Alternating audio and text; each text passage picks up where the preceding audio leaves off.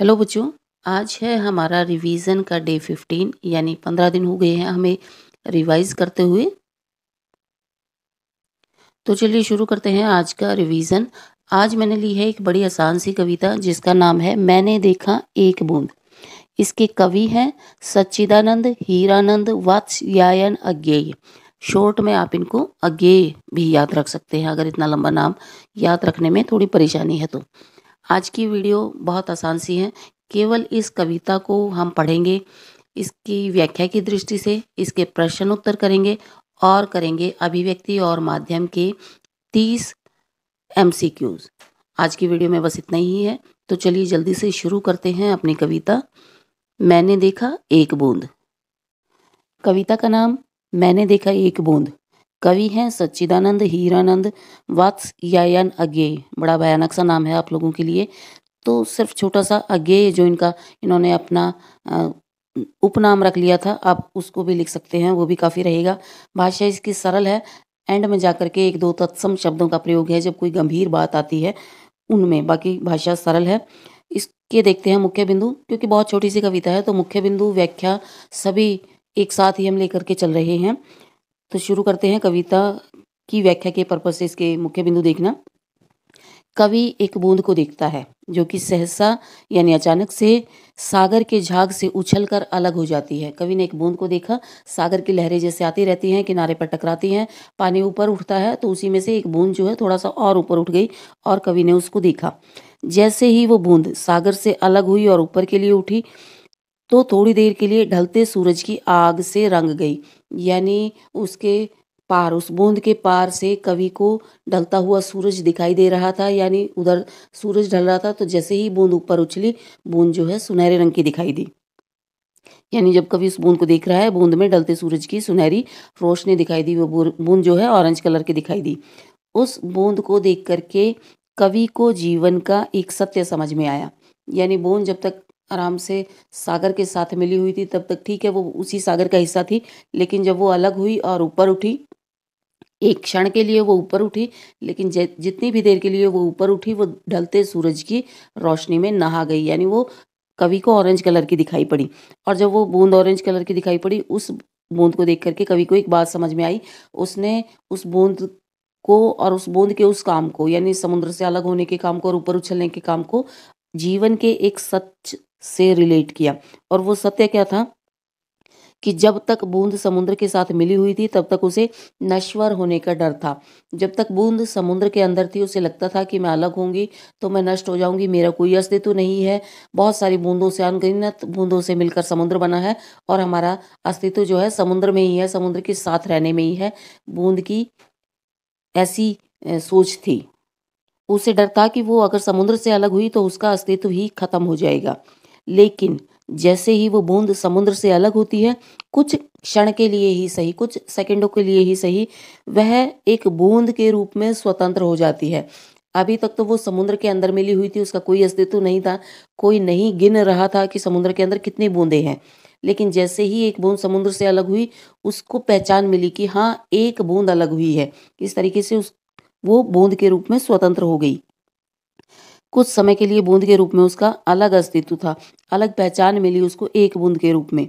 उसने अपने आप को समुद्र से अलग होकर के पहचाना था। उसने अपने जीवन में नया रंग भरा था सूरज की रोशनी के माध्यम से। अपने जीवन में कैसे नया रंग भरा?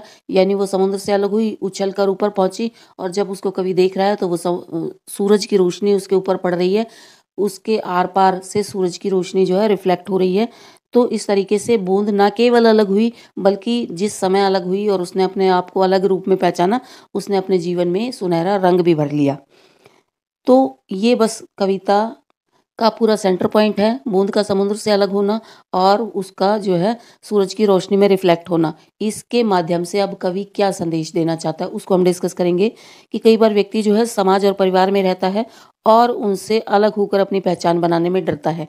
कई बार हम रूढ़िवादी हो जाते हैं, कई बार हम डर जाते हैं कि अगर इन चीज़ों से हम अलग हुए तो हम नष्ट हो जाएंगे या नहीं रह पाएंगे। ऐसे लोगों के लिए कवि का संदेश है कि हर व्यक्ति का जो इस संसार में पैदा हुआ है उसका अपना अलग अस्तित्व है। चाहे कुछ देर के लिए ही सही, मनुष्य के जीवन की सार्थकता अपने अस्तित्व को पहचानने में है। बूंद अगर समुद्र के अंदर थी और वो समुद्र के अंदर रहती रहती, तो जब तक समुद्र का अस्तित्व था, बूंद का अस्तित्व रहता। इसीलिए बूंद जो है समुद्र से अलग होने से डरती थी, नश्वरता से डरती थी। नश्वरता यानी नष्ट हो जाना। वो डरती थी कि वो अलग हुई और नष्ट हो जाएगी, लेकिन वो एक क्षण के लिए अलग हुई तो उसके जीवन को एक नई पहचान मिल गई, एक नया अस्तित्व मिल गया। ठीक इसी प्रकार कवि कहता है कि हम लोग डरते रहते हैं कुछ नया करने से, अपना अस्तित्व पहचानने से, लेकिन इस तरीके से डर डर के जीने से अच्छा है अपना अस्तित्व पहचाने, चाहे वो कुछ समय के लिए ही क्यों ना हो, हम अपने जीवन का महत्व समझें। हालांकि इस कविता का मतलब मनुष्य को समाज से अलग करना नहीं है। इस कविता का उद्देश्य ये बिल्कुल नहीं है कि सब समाज से अलग हो जाओ और अपनी मनमर्जी करो, अपनी पहचान बनाने के लिए निकल पड़ो, बल्कि इस कविता का संदेश ये है कि मनुष्य को अपना अस्तित्व पहचानना चाहिए, उसे अपने होने का ज्ञान होना चाहिए, उसे अपना महत्व पता होना चाहिए, समाज में रहते हुए भी और समाज से अलग होकर के भी। इस कविता में क्षण यानी छोटे से समय के हिस्से का भी महत्व बताया गया है कि जीवन में क्षण महत्वपूर्ण है। दो बातें इस कविता में बताई गई हैं। एक तो ये है कि व्यक्ति को अपना अस्तित्व पहचानना है और दूसरा क्षण का महत्व पहचानना है। क्षण का महत्व जो है थोड़ा सा आध्यात्म वाली बात हो जाएगी। बच्चों के उद्देश्य से मैं इस कविता को आध्यात्म की तरफ नहीं ले जा रही हूँ। हम क्षण को समय का एक छोटा सा हिस्सा मान करके चल रहे हैं और इसी से हम अपनी कविता को एक्सप्लेन करेंगे और इसी से इसका मतलब निकालेंगे। अध्यात्म में हम नहीं घुसेंगे। तो इस कविता में क्षण यानी समय के छोटे से हिस्से का भी महत्व बताया गया है और कवि ने बताया है कि जीवन में क्षण महत्वपूर्ण है, इसलिए हमें क्षण के महत्व को समझना चाहिए और उसमें भी जीवन को पूरे तरीके से जीना चाहिए। यानी व्यक्ति को अपने जीवन में जितना भी समय मिला है तो वो समय बहुत महत्वपूर्ण है, उस समय का छोटे से छोटा हिस्सा बहुत महत्वपूर्ण है। इसलिए जितना भी समय उसके पास है, जितना भी समय ईश्वर ने, प्रकृति ने उसे दिया है, उस समय का सदुपयोग करे, उसमें अपने जीवन को भरपूर जिए, अपनी पहचान बनाए, समाज कल्याण के काम करे। यानी मनुष्य जीवन का जो सबसे अच्छा उपयोग हो सकता है वो हमें करते रहना चाहिए और हमें एक भी क्षण, एक भी समय का हिस्सा जो है व्यर्थ नहीं गंवाना चाहिए। इस तरीके से हम क्षण के महत्व को इस कविता में एक्सप्लेन करके चल रहे हैं। तो ये एक बड़ी आसान सी कविता थी, इतनी ही कविता थी, हमने बड़ा आसान से इसका अर्थ निकाला। चलिए इसके प्रश्न उत्तर देखते हैं, अगर कुछ रह गया है तो वो उसमें क्लियर हो जाएगा। पहला प्रश्न देखते हैं, सागर और बूंद से कवि का क्या आशय है। यानी एक समुद्र का उदाहरण दिया है, एक बूंद का उदाहरण दिया है, उससे एग्जैक्टली कवि कहना क्या चाहता है। सागर और बूंद के माध्यम से कवि ने व्यक्ति को संदेश दिया है कि सागर हम समाज को समझ सकते हैं और बूंद व्यक्ति को समझ सकते हैं। जिस प्रकार बूंद जब तक सागर में रहती है वो नाश होने के डर से डरती रहती है कि उसको ये डर लगा रहता है कि वो समुद्र से अलग हुई तो वो नष्ट हो जाएगी, उसका कोई अलग से वजूद नहीं है। लेकिन कुछ क्षण के लिए जब वो अलग हो जाती है तो अपने अस्तित्व को पहचान करके उसमें रंग भरती है। ठीक उसी प्रकार व्यक्ति जब तक समाज में रहता है वो समाज से अलग होने के डर से डरता रहता है, लेकिन कई बार व्यक्ति जो है समाज से अलग होकर भी अपनी एक अलग पहचान बनाता है, विशिष्ट पहचान बनाता है। हर व्यक्ति को अपना अलग अस्तित्व पहचानना चाहिए, समाज में रहकर भी और समाज से अलग होकर भी। यानी सागर है समाज और बूंद है व्यक्ति, तो व्यक्ति को समाज में रहते हुए भी अपनी पहचान बनानी है और अगर उसे समाज से अलग होना पड़े तो भी उसे अपने जीवन का महत्व पता होना चाहिए। तो व्यक्ति को जीवन का महत्व, अपना अस्तित्व पता होना चाहिए हर कंडीशन में, चाहे वो समाज में रहता है या उससे अलग। दूसरा प्रश्न देखते हैं, और रंग गई क्षण भर ढलते सूरज की आग से पंक्ति के आधार पर बूंद की क्षण भर रंगने की सार्थकता बताइए। इस पंक्ति में बताया गया है कि जैसे ही एक बूंद सागर की लहरों से अलग होकर ऊपर उठती है, उसमें से ढलते हुए सूरज की एक झलक दिखाई देती है। यानी वो बूंद जो है सुनहरे रंग की दिखाई पड़ती है। अभी तक वो बूंद सागर से अलग होकर नष्ट हो जाएगी इस ख्याल से डर रही थी, लेकिन जैसे ही वो सागर से अलग हुई उसने अपने आप को एक बूंद के रूप में पहचाना, अपने जीवन में रंग भरे। चाहे बूंद का अस्तित्व कुछ क्षण के लिए था, लेकिन उसने अपने जीवन को एक नई पहचान दी। तीसरा क्वेश्चन देखते हैं, सुने विराट के सम्मुख हर आलोक छुआ अपनापन, है उन्मोचन नश्वरता के दाग से पंक्तियों का भावार्थ स्पष्ट कीजिए। इन्हीं पंक्तियों में कवि का संदेश छुपा हुआ है कि उसको लोगों को क्या मैसेज देना है।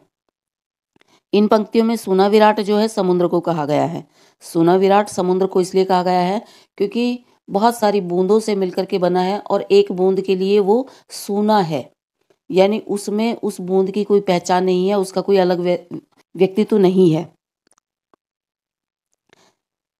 तो सूना विराट जो है समुद्र को कहा गया है। समुद्र से अलग होकर बूंद ने अपना अलग से अस्तित्व पहचाना, नश्वरता के दाग से मुक्ति पाई। यानी अब तक जो था, अगर वो समुद्र में थी तो वो इसलिए थी कि वो डर रही थी कि अलग होगी तो नष्ट हो जाएगी, लेकिन जैसे ही अलग हुई, ये नष्ट होने वाला जो डर था, जो दाग था, उससे वो मुक्त हो गई। इसका अर्थ है कि समुद्र में रहते हुए वो नष्ट होने से डरती थी, लेकिन जैसे ही समुद्र से अलग हुई तो चाहे वो थोड़ी देर में ही नष्ट क्यों ना हो गई, लेकिन थोड़ी देर के लिए उसने अपने जीवन को अलग पहचान दी, उसने अपने जीवन में प्रकाश भरा और उसने अपनेपन को महसूस किया। कविता का आखिरी प्रश्न देखते हैं। क्षण के महत्व को उजागर करते हुए कविता का मूल भाव लिखिए। अब जैसा मैंने बताया था कविता को एक्सप्लेन करते टाइम कि इस कविता में दो संदेश हैं, एक तो अपने आप को पहचानना, दूसरा समय का महत्व समझना। तो चलिए क्षण के महत्व के बारे में लिखते हैं। इस कविता में कवि ने क्षण के महत्व को बताया है। कवि ने बताया कि हर क्षण महत्वपूर्ण है, हर क्षण में जीवन भरा है, इसलिए हर व्यक्ति को जीवन के हर क्षण का आनंद लेना चाहिए। जैसे ही बूंद समुद्र से अलग होकर क्षण भर के लिए अपने अस्तित्व को पहचान जाती है और उसमें रंग भर लेती है, ठीक उसी प्रकार हमें अपने जीवन के हर क्षण को लगातार जीवन और खुशियों से भरे रखना चाहिए। जितना भी समय हमारे पास है उसमें हमें अपने जीवन को जीवंतता और खुशियों से भरे रखना है। अपने जीवन के हर क्षण को पहचानना है और उसका सदुपयोग करना है। जीवन के हर क्षण का उपयोग हम अपने जीवन को और समाज के जीवन को बेहतर बनाने के लिए कर सकते हैं। यानी हमें समय के छोटे से छोटे हिस्से का भी उपयोग करना है, समय को व्यर्थ नहीं गंवाना है और समय का सदुपयोग हमें अपने विकास में और समाज के विकास में करना है। तो ये थी आज की हमारी छोटी सी कविता, मैंने देखा एक बूंद। चलिए चलते हैं अभिव्यक्ति और माध्यम के कुछ एमसीक्यूज। आज हम करने वाले हैं कुछ एमसीक्यू आपके अभिव्यक्ति और माध्यम बुक में से। चलिए शुरू करते हैं। श्रोताओं द्वारा संचालित माध्यम किसे माना जाता है? श्रोता किस माध्यम को चलाते हैं? रेडियो को। रेडियो में सबसे अधिक महत्वपूर्ण क्या है? भाषा। अगला प्रश्न देखते हैं। रेडियो की भाषा कैसी होनी चाहिए? सरल, स्पष्ट, सरस और बोधगम्य। सरस होता है रस भरी, यानी मीठी आवाज होनी चाहिए, सुनने में अच्छी लगे। और बोधगम्य का अर्थ होता है जो बोला जा रहा है वो साथ साथ हमें समझ में आता रहे, उसको हम बोधगम्य कहते हैं। अगला प्रश्न देखते हैं। रेडियो और टीवी सूचना के किस प्रकार के माध्यम हैं? इसका आंसर है एक रेखीय माध्यम। दो प्रकार के माध्यम होते हैं, एक रेखीय और एक जो है शाखीय माध्यम है।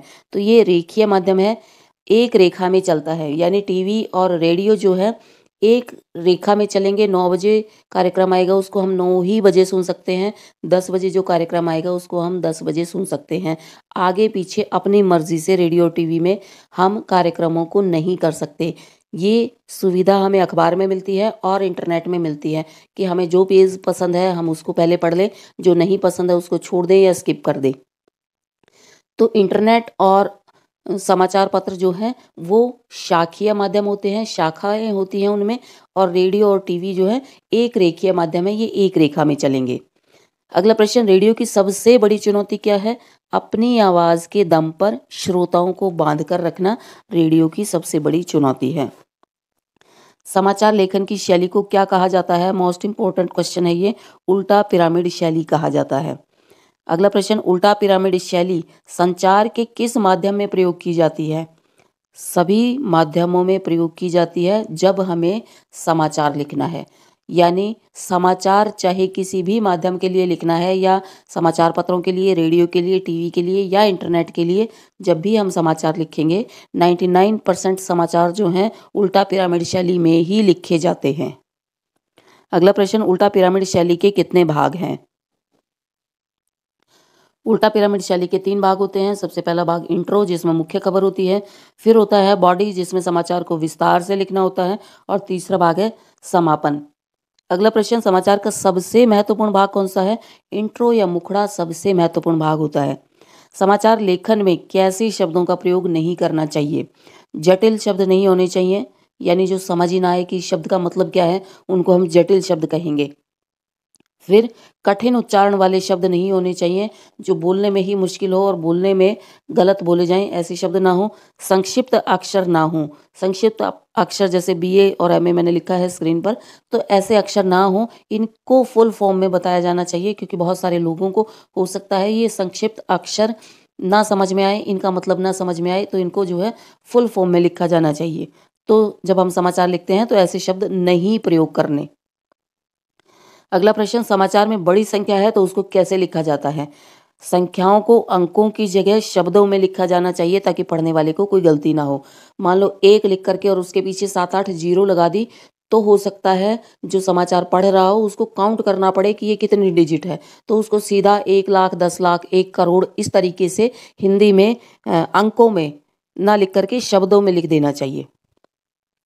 अगला प्रश्न, टीवी में समाचार लिखते समय सबसे अधिक ध्यान किस बात पर देना है? आंसर है, जब हम टीवी के लिए समाचार लिख रहे हैं तो जो टीवी में दृश्य चल रहा है और एंकर जो बोल रहा है वो दोनों मैच करने चाहिए। ऐसा ना हो कि दृश्य कुछ और चल रहा है और शब्द कुछ और बोले जा रहे हैं। तो दृश्य लेखन उस चीज़ को कहते हैं। टीवी में जब समाचार हम लिखते हैं, टीवी के लिए जब समाचार लिखा जाता है, तो उस लेखन को दृश्य लेखन कहा जाता है। दृश्य योजना के अनुसार लिखना चाहिए, यानी जो शब्द बोले जा रहे हैं वो दृश्यों के अनुरूप हों, या जो शब्द बोले जा रहे हैं दृश्य उसके अनुरूप हो, दोनों मैच करने चाहिए। अगला प्रश्न, फ्लैश या ब्रेकिंग न्यूज़ किसे कहते हैं? कोई बड़ी खबर दर्शकों के सामने तुरंत प्रस्तुत करना ब्रेकिंग न्यूज़ कहलाता है। ब्रेकिंग न्यूज़ आप सब का फैमिलियर शब्द होगा, इसको हम फ्लैश भी कहते हैं, ये ध्यान रखना है आपको। अगला प्रश्न, ड्राई एंकर किसे कहते हैं? एक ऐसा व्यक्ति जो स्टूडियो में कैमरे के सामने बैठकर खबर पढ़ता है, उसको हम ड्राई एंकर कहेंगे। जो स्टूडियो में ही रहता है, आधे घंटे 1 घंटे लगातार 20-30 खबरें जो पढ़ेगा, उसको हम ड्राई एंकर कहेंगे।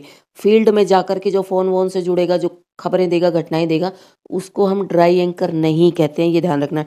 ड्राई वो है जो स्टूडियो में रह करके खबरें पढ़ता है स्क्रीन के सामने। अगला प्रश्न, फ़ोन इन किसे कहते हैं? फ़ोन इन है जब स्टूडियो का एंकर फ़ोन के द्वारा संवाददाता से जुड़ता है, फ़ोन से बातें करता है, चाहे दृश्य ना दिखाए जाएं, लेकिन स्क्रीन पर जब वो फ़ोन का सिंबल बना आता है, फ़ोन से बातें करता है, तो उसको हम फ़ोन इन कहते हैं। अगला प्रश्न, एंकर विजुअल किसे कहते हैं? एंकर विजुअल, विजुअल कहते हैं दृश्य को। जब एंकर जो है समाचार पढ़ रहा है स्क्रीन पर, लेकिन साथ में वो दृश्यों को भी दिखा रहा है, तो उसको हम एंकर विजुअल कहते हैं।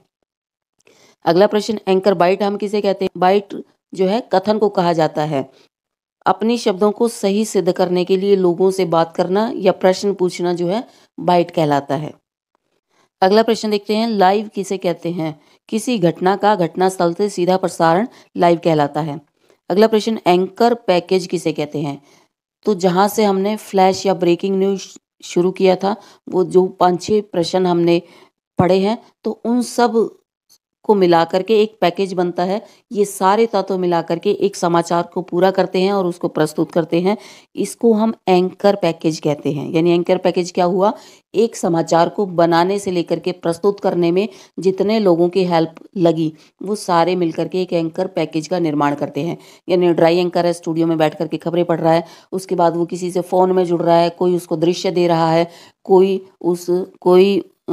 उसको बाइट दे रहा है, यानी किसी से बात करके बता रहा है घटना को सही सिद्ध करने के लिए। तो ये सारी चीज़ें मिलकर के एक एंकर पैकेज का निर्माण करती हैं। अगला प्रश्न, वॉइस ओवर किसको कहते हैं?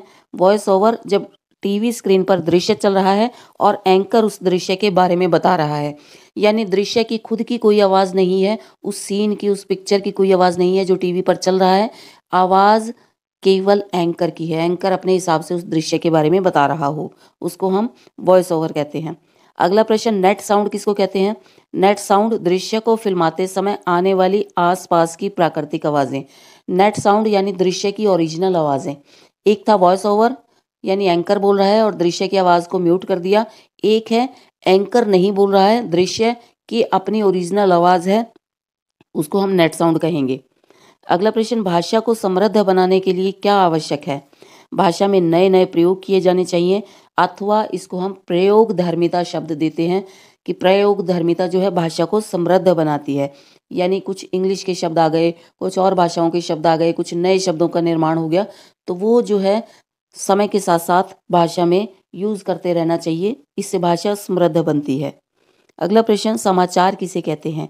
किसी ऐसी ताजी घटना को समाचार कहते हैं जिसको बहुत से लोग जानने के इच्छुक हों।